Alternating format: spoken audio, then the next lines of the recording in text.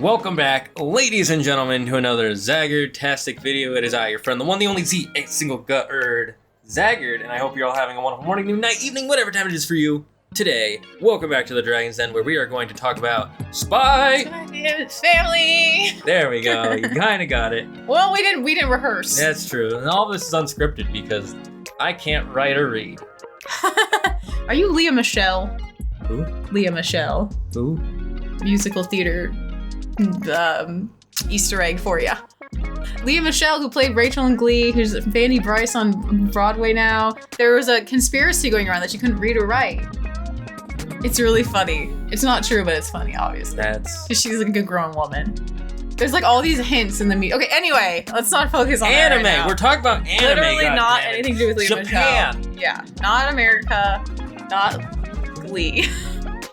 Anyway, I know. Glee. Please.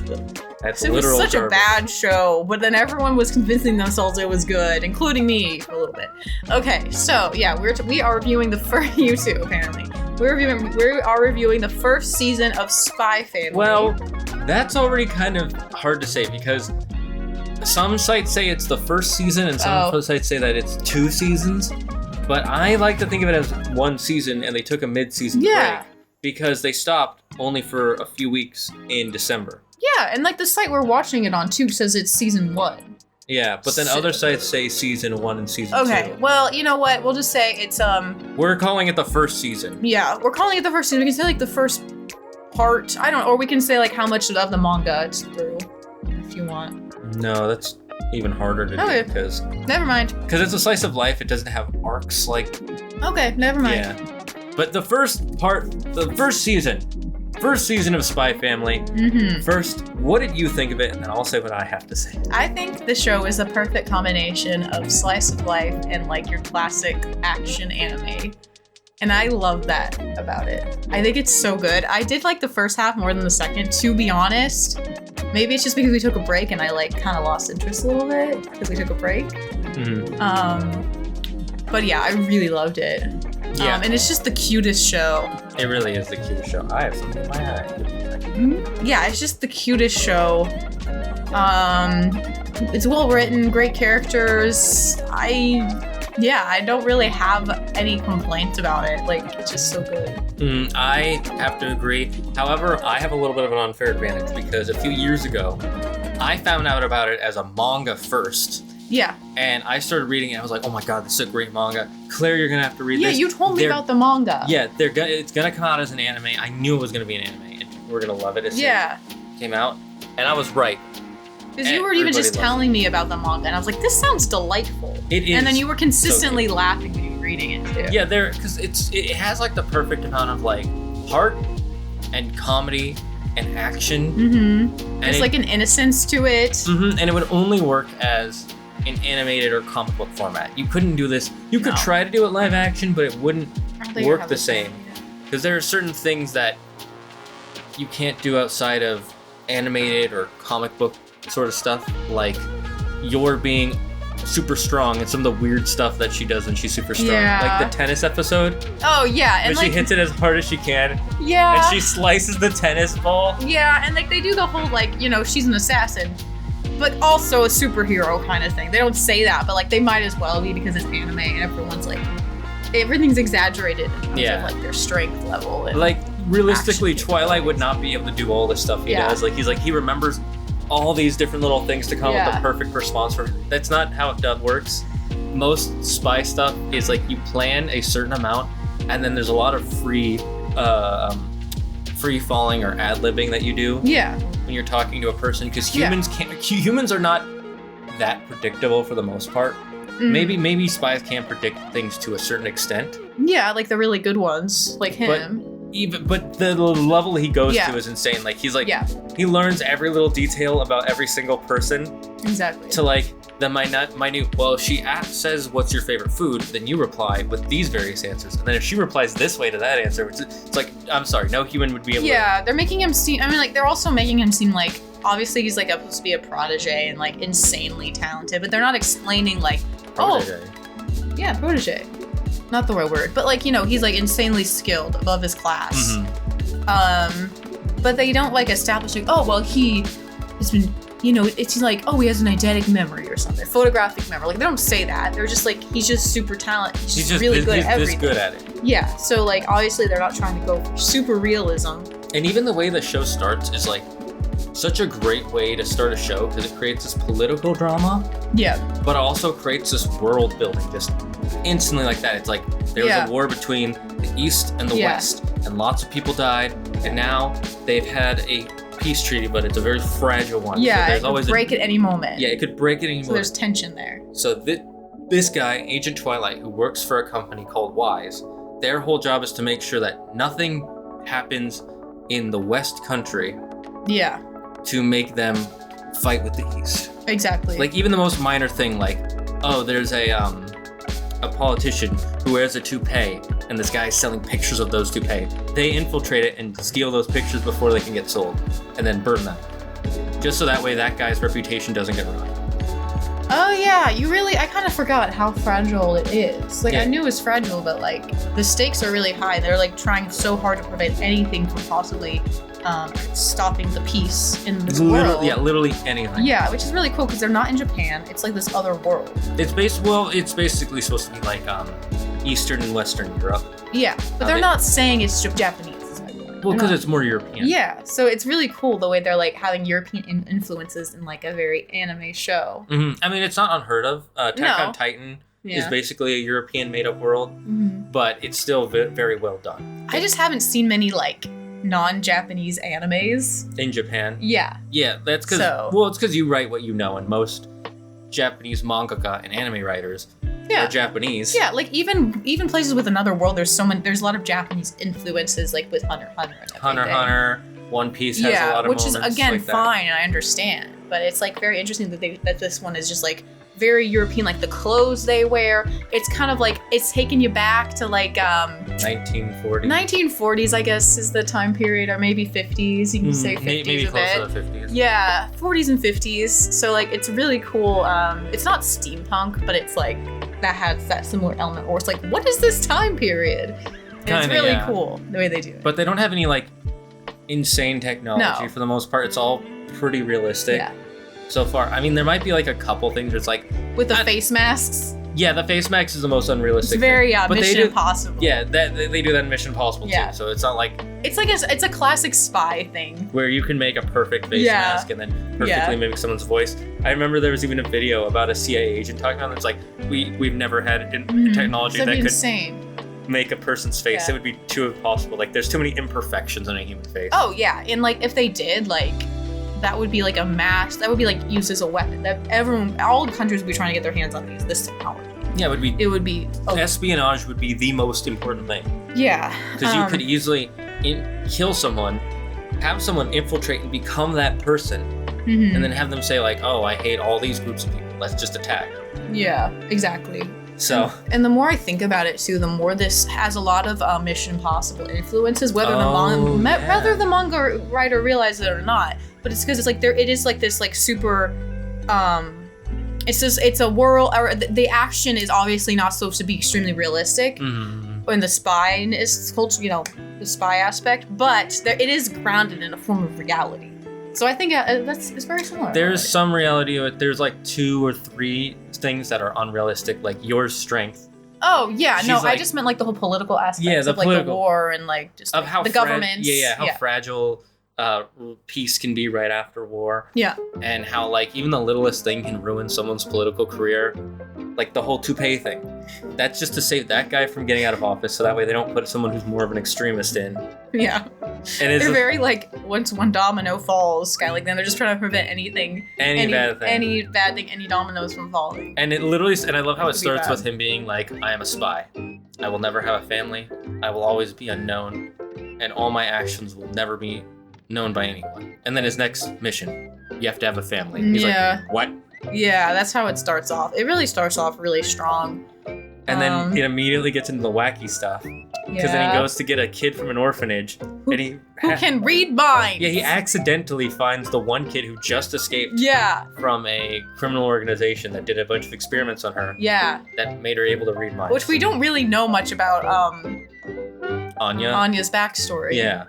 which I hope they get into at some point because it's really interesting. They haven't that I'm at yet. Yeah. They might have. I'm a few chapters behind, but they haven't gotten into it too much because I think it would take it down a dark path, possibly. I don't mean like super into it. I just want to get more hints of it. And We've gotten a few, but not many. Yeah, it's just like such a wacky premise that. Yeah, and she reads mine. She sees his. She's like a 3-year-old kid, and the only thing she understands when it comes to spies is a TV show, which is like a child version of James Bond called Bond Man. Yeah. And he's like, I will save the princess, which the fact that there are princesses is already like, what? It's like, what is this show? And then she hears he's a spy, and the only thing her child brain can associate spy with is this TV show she knows. Yeah. Which would be the equivalent of if you associated running a hotel with Zack and Cody. Sure. Like, that's not how hotels are at all. Yeah, or if you equate to like a spy to like, I don't know, James Bond. Or a kid version of James Bond. Or a kid version of James Bond. Spy Kids. Yeah, Spy Kids, there we go. Yeah, that's more accurate. Yeah, if you actually associated everything to do with spycraft with Spy Kids, that's her brain. Spycraft? You know what like I mean. Witchcraft. Espionage. Yeah. Espionage was the movie Spy Kids. Yeah. Wow, we're aging ourselves. A little bit. That's a classic if you haven't seen it. Yeah. Classic. It's classic. Classic kid movie. It's classic. It's definitely a kid movie. But if you associate all that with Spy Kids, you'd have this really skewed idea of what it's like to be a spy. Yeah. And she's like, oh, that's cool. I want to help him, and I'll be adopted if I'm smart. Yeah. And so he has her do a crossword puzzle, and she just reads his mind to get the answer. Yeah, so then she comes across as like really smart, but she's not. Actually an idiot. She's kind of, she's just like your average 3-year-old who, I don't know, like maybe even less so, because I feel like, and she has like this, maybe she has like, I don't know, like she just like has, her mind is, she can read minds, but she's all constantly distracted, which is like how a kid is. So like I don't think she's below average intelligence. She's just very average, despite the fact that she can read minds. Well, the other thing is you have to remember that you have to be like 6 or 7 to start going to Eden College. She's only 3, but she pretended to be older than she is. Oh yeah. So that's weird that they wouldn't figure out that she's young. Because she's able to kind of read their minds and is able to. Yeah. The only thing that kind of would give her away is her language at times. Yeah. Like when she says outing, she says ooting. She's so cute. It's like Anya is the cutest thing. That's why she exploded online. Oh yeah. The #1 meme. Yeah, she got super popular. Like we live in San Francisco, and there's a place. There's a Japantown, and like I was seeing Anya stuff everywhere. It was everywhere, and peanuts because she loves peanuts. Yeah. So there was like that with the merch. Peanuts were included in like the Spy Family merch. Yeah, which was a like really interesting cute. thing, but it was cute. Yeah. Like there was even, I think I saw a pillow with of a peanut with the smirk face on it. That's really cute. Yeah. It's really mischievous face. This basically what I'm saying is this show will convince you to want to have a child. Yeah, it's a family. This is really a movie about, or a show about family. Yeah. But it doesn't shove it down your throat. You just kind of, because not only is he just adopting her so he can have a kid to go to this school, so she can get him close to this one political figure who may or may not have plans to start the wars again. So she's also like a part of the plan. She knows it because she can read his mind, but she's not supposed to know it. So like there's also an aspect of like this spy storyline being moved forward with Anya too. It's not just like he's keeping up pretenses to like have a family. Yeah, because he's trying to get close to this other guy. It's a whole thing. Yeah, the whole mission is to he has to get a family so he can put a girl into this, or a child into this extremely prestigious school where kids will go there from kindergarten to end of high school. Yeah, graduating. Yeah, to graduation. And kids who graduate from there are usually from wealthy families, or they become extremely influential. Like they can become celebrities, they can become military figures, extremely intellectual people. Yeah, it becomes very successful if you go here. It's like going to an Ivy League college, but you could. But you it could actually also matters. Yeah, it's pre that. Well, Ivy League college can. It does. It depends on your major. But it's like going to Ivy League college starting at kindergarten. Exactly. Because they're in uniforms and like all that, and they treat them like they're like. They already treat them like they're high schoolers when they're 5 years old. A little bit, yeah. It's pretty funny. Because if you like make one mistake, you get a bolt, and if you get 8 of those, it's instant expulsion. But if you do really well, you get a star. You get 8 of those. A Stella star. Yeah, it's a Stella. So basically, she needs to either get a Stella 8 Stellas, right? Yeah, because then she can go to these special like events. So then he can get that close. The Imperial Scholars go to. Yeah. And one of the people who sometimes goes there because his older son is an Imperial Scholar. Is this guy named Donovan Desmond. Yeah, and he needs to get close to him because he is a very recluse figure. But he's also very influential in the politics of the West, and he may or may not have plans to start the war again. Yeah, so like he's kind of like the bad guy, but not really yet. We don't know. This ominous figure. It's this huge mystery. It's like, is he a villain? Is he not a villain? Yeah, but we need to know. Exactly. So like his mission is to get close to him to figure it out, and one way to do that is for her to get a lot of Stellas, or to become friends with the youngest son. The youngest son, the guy's youngest son. Yeah. Of Donovan Desmond. Of Donovan Desmond, yeah. And does he tell Anya to try to get close to the? I think he not directly, no. Yeah, but she knows because she can read his mind. But then one of the things is to be able to get into this college, you not only need to have a smart kid and a wealthy job, but you need to have a stable family. Yeah. No, so, he needs to have a stable job too. But they need to have a stable family. So he's like, I also have to find a wife. Yeah. So he ends up meeting this woman who turns out to be an assassin. He just happens to be an assassin. And he doesn't know it. And she happens to be going into the tailor shop at the same time that they're there. And she reads her mind. And again, being the child she is, she's like, assassin, that's cool. Yeah, I want a mommy for And so she starts just writing for him, I want a mommy. And she's also like, I need to get married because I've heard that the Secret Service, basically, or the... They have known to arrest women just for being single. Yeah, because it's suspicious that they're not married at that age. Yeah, and she's like, if I get arrested, it could ruin my job as an assassin, and then I could go to jail forever. Yeah. So she's like, I need to get married too. What is Lloyd's reason that he tells her that she wants to get married? So that way his daughter can go to Eden. Oh, that's right. Because his first wife died, never married. Yeah, and then she's like, I need to appear like, I want to be, at least appear like I'm married because... women my age, right? Could get arrested. Just for nothing, apparently. Because it's suspicious that they'd be single, so maybe they're secret agents. Which, they have a right to be suspicious of her, apparently. But, like, her reason for him was just like, I'm worried I might go to jail for no reason. But really, there would be a reason. But anyway, basically, these three people all have secrets that none of the three knows about. Well, Anya knows about the other. But Anya knows about them because she can read minds. But they don't know she knows. Yeah. So it's like... such an interesting premise of like it's about family, but then there's all these like. And even though Yora's an assassin and she's really good as an assassin, she's like the sweetest person ever. She's so the only reason she's an assassin was because she needed to make money for her brother when they were kids, and so she learned to be an assassin when she was a kid. Yeah, because their parents passed away, right? Yeah, but somehow she's still a positive person after all the killing, and and all the people she's assassinated are supposedly bad people. Like sex traffickers or murderers. Yeah, so it's like... or just gang members. Yeah, so you're obviously like, you still root for her because she's...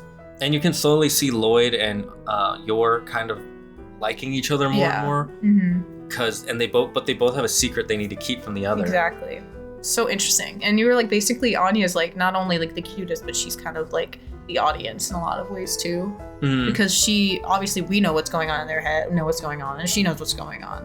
So she's kind of like, she's not the narrator, but like. I know what you mean. She's a connection for the audience to what's happening. Exactly. And it makes everything that they're doing become so much more lighthearted and easier to digest. Because if you put this in like a Game of Thrones setting, everything would be so much darker all of a sudden. Yeah, this could be a really dark show, but they chose to make it basically a family show disguised as a spy show. Yeah, I think it's more of a comedy and a slice of life. It's than anything else. Yeah, exactly. But they have this really good balance where they're not like the slice of life doesn't overtake the spy stuff, and the spy stuff doesn't overtake the slice of life stuff. And the comedy doesn't overshadow anything, even though it's really the main point of a lot of episodes. Yeah, like there's an episode where they decide to go out so she can learn more stuff for school. Yeah, and they go to the aquarium. And the reason he decides to go to the aquarium is because he's gotten word that there's someone who has these pictures that could be really bad for another political figure somewhere at the aquarium, and they hide them in the stomachs of these penguins. Oh my gosh, I don't remember that at all. Yeah. We open up penguins? No, they force feed it to them. Yeah, I remember penguins now. Yeah, and then it's just kind of absurd. And then so they go there as a family thing, and he's like, "Oh, I have to go to the bathroom," and then he disguises himself as one of the workers there, and it's his first day on the job, and Anya's and he memorizes all the penguins' names perfectly on his first try because he's kind of a genius. Yeah. And then Anya's like, "Oh, that one's acting weird," and he's like, "Huh, maybe it's this one," and they actually like it's why would you ever put in a penguin? Like it would like if realistically in an aquarium or a zoo, if an animal started acting weird, the zoo employees would immediately check it out and then find like, oh, here's this thing. And even if not that, what if the animal dies? I know. It's then they do an autopsy. Yeah, and then they discover it. Like it just doesn't make sense. It doesn't make sense. But it makes sense just enough for a comedy action. Exactly, because it's a comedy. And it's animated. Yeah. So it works because it's comedy first, honestly. Yeah, it is. So that's why you believe these outrageous situations. And then the slice of life part comes in because they're at the aquarium as a family together. Yeah. And it's this perfect hybrid. It's this perfect hybrid, and the way the first season goes is just like so much happens. Like literally, remember the first time they go to Eden College? Mm-hmm. There's all that weird stuff happening. Isn't there like bowls that yes, because they just getting spoilers, I guess. Just getting to the interview.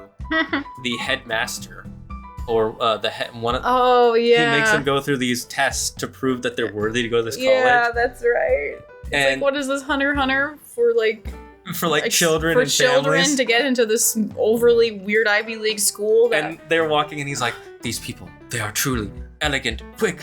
Yeah, do this that stuff. Was very anime. And they're able to they're the first ones to salute to the founder of the school, and he's like, oh, so elegant, saluting our founder. They're the only ones to do it.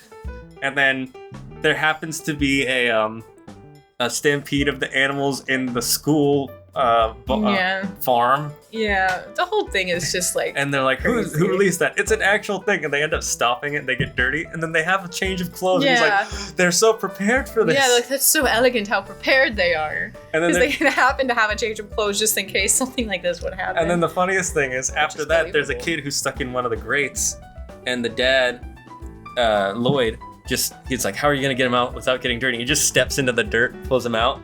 And it's like, you've ruined your clothes. You've now ruined your chances. And then he has another change of clothes that are even fancier than the first. He has 3. And he's like, who brings 2 pairs of clothes? Yeah, extra pairs Truly of clothes. elegant. He probably has like 5 more, 6 more. I don't know. It's Lloyd. He thinks of like every possibility. Yeah, and the comedy part of it is not only was he able to change it and the guy's overreacting. Yeah. But how would he fit that many clothes in the one suitcase he carried? Exactly. It's like, you can't. Yeah. The show is just like so absurd, but in the best way possible.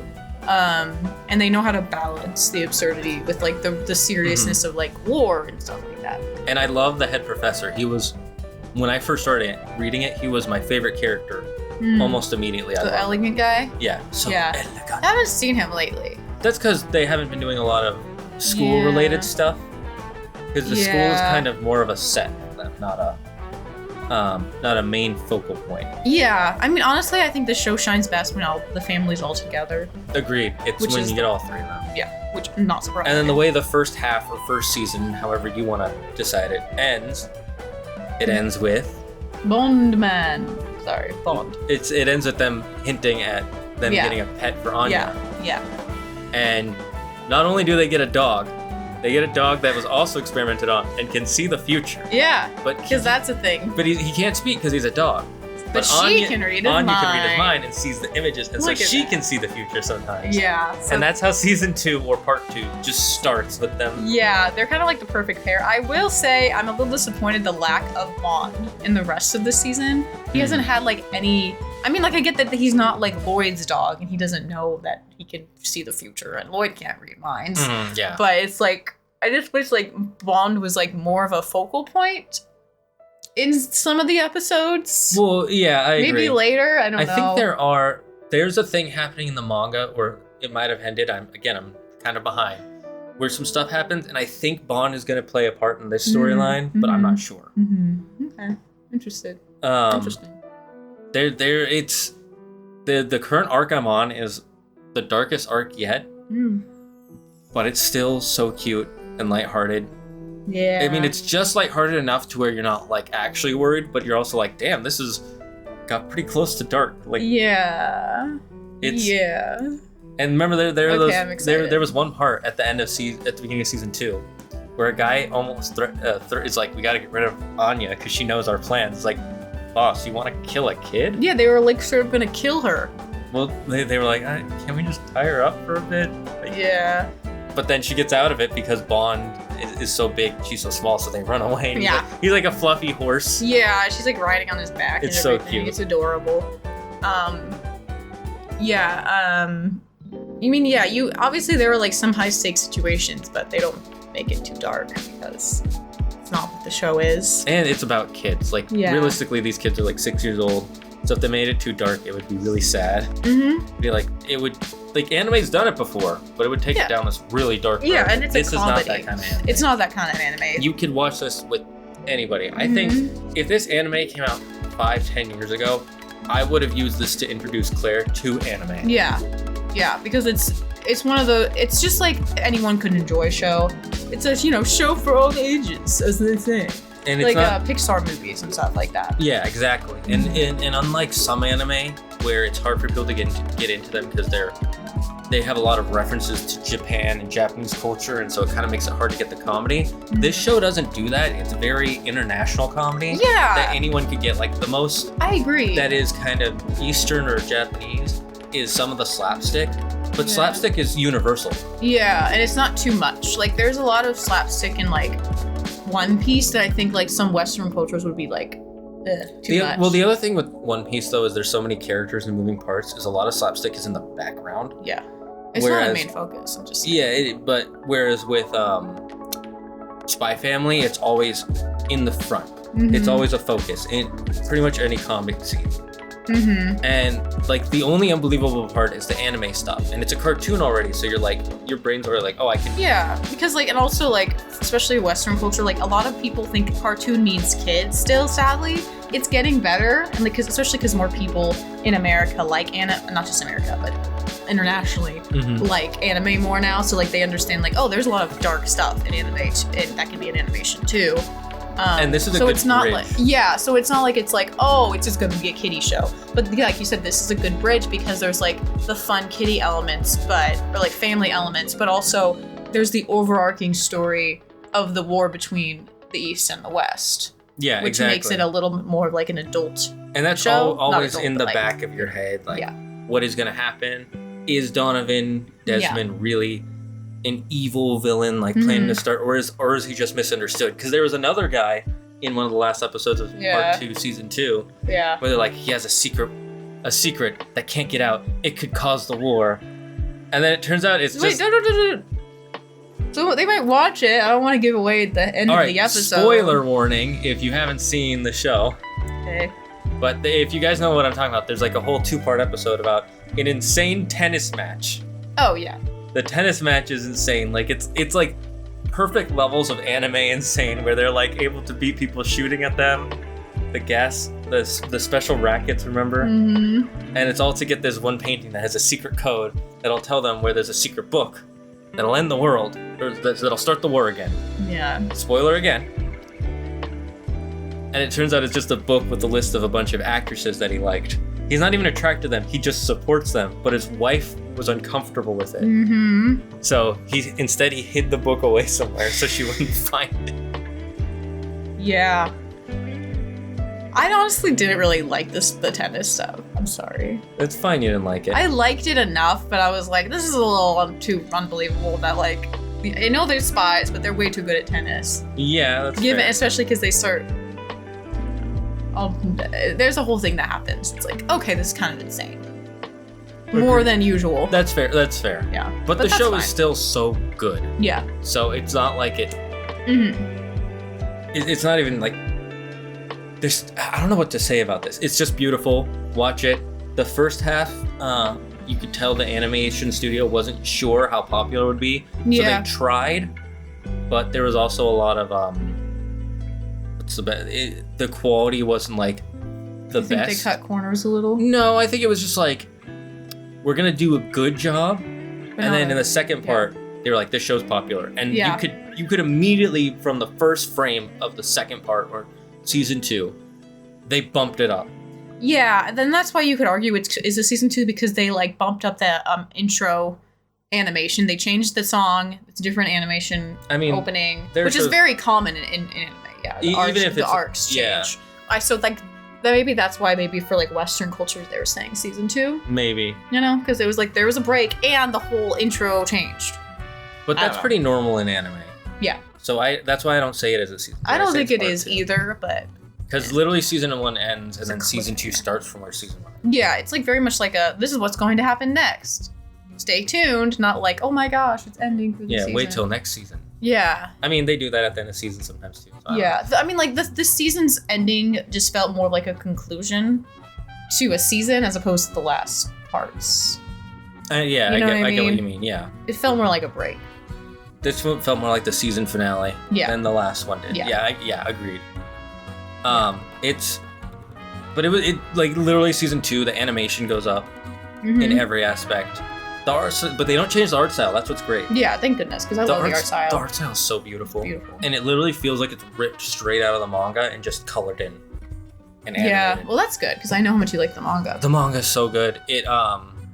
And you go through those chapters so fast, just like these episodes. Because sometimes by the end of an episode, I'm like, oh, that's the end. Yeah, I'm like, it's over? Yeah. Huh? We just started. More. Yeah. Yeah, like it's really It makes it hard because we're also watching Outlander, which is an hour-long show versus a 22-minute long show. Yeah, it's a very, they're short episodes. But they're cute and they're fun. And it's highly recommended if you haven't seen it yet. If you want a feel-good show, this is like great. But that's not feel good, but like not too just like, oh, comedy, haha, Agreed.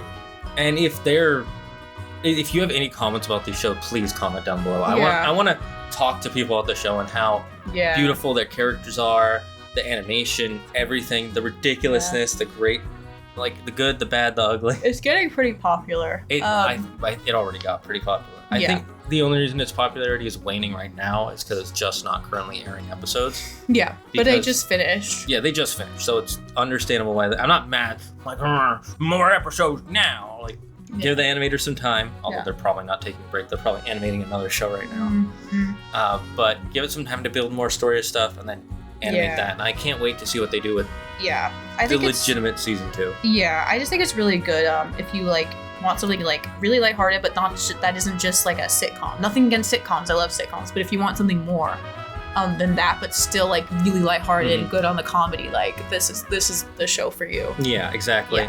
Yeah. So what are your thoughts on, or what's your favorite episode? Oh gosh. Oh, but I haven't like, there was a break before part 1, before part 2, so I'm like trying to remember all the episodes. I really liked the episode where they went to like that mansion and they did the whole spy thing. Oh. And then Yor got super drunk. Yeah. That's really early on, where it's like, you need to do something for your daughter for getting into the school. Yeah. That one is ridiculous. That was really cute. I also really liked the episode before too, they're just getting into the school. And then the way it ends, it cost how much?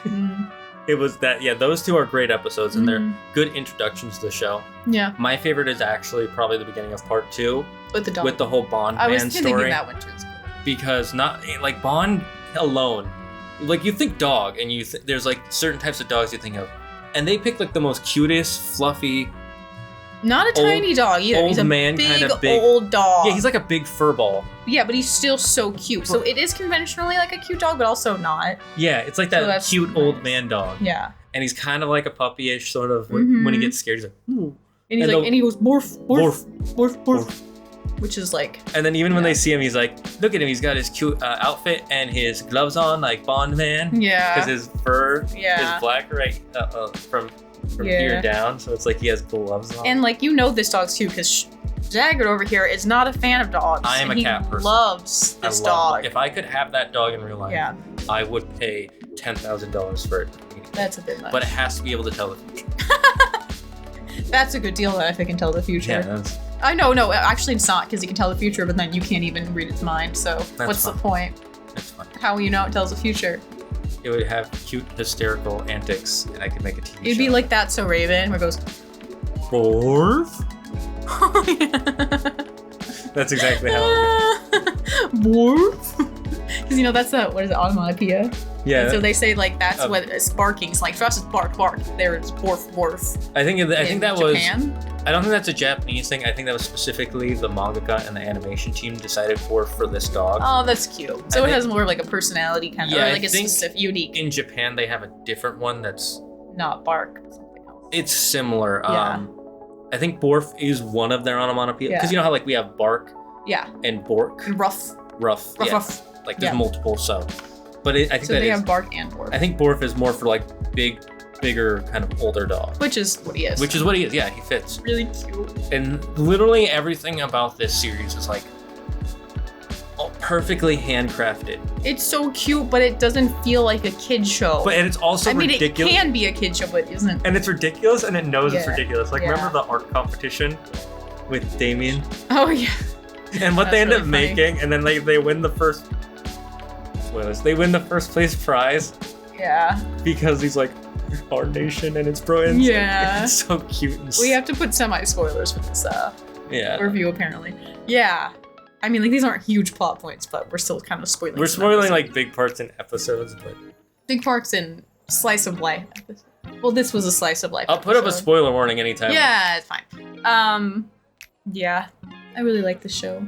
I love Yor, and I love her gentleness and her badassness. At the same time. she's a gentle and a badass at the same time, but she's also unsure of herself a lot. Yeah. And then... Because she's learning to be a mom, too, because that's something she'd never got. They're both learning to be parents while dealing with Anya, who's,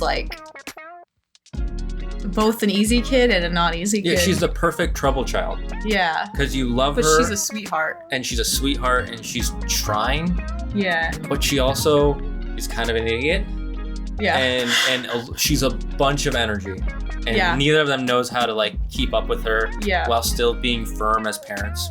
But she's also a good kid. Yeah, but she just wants to she just wants love and she wants other to help. child. Yeah, she wants to help. She has such a pure heart. Again, there's a reason why she got so popular. Yeah, it's perfect. Guys, if there's a certain episode or character or joke that you love, please comment down below. Thank you all for joining us. This is our Thank you guys. Random rants, or not rants. We hate it. Random thoughts. Yeah. Random just thoughts about the show. Yeah, overall thoughts. If there's a show you want us to talk about next, please let me know, and I will watch it or watch it again, and we'll talk about it. Yeah, let us know, please. Yeah, I love having more stuff to talk about. Because we love television. And we've seen a lot of stuff, but we've also not seen a lot of stuff. And we forget to talk about some of these things. Forget to talk about a lot of stuff. So now, if someone really wants something. If you really want something, literally name just about anything, except for maybe horror. She'll talk about it. I'll try maybe once. I got him to watch Haunting of Hill House, and that was pulling teeth with him. If we get 1,000 likes on this video, I will watch any horror show. At least one full episode to talk about it. Oh, okay. One episode. That's the fair. goal. That's the goal. If we get 1,000 likes. Trying to think of the episode you would. Oh, God. There's not a lot of horror shows, to be honest, that I've seen. I'm more of a horror movie gal. But we'll see. Okay. But on that note, smash that like button, hug that subscribe button. Thank you for stopping by, and remember the #1 rule here: don't believe in yourself, believe in me, who believes in you. Bye-bye, guys. Bye. And we'll see you in the next video.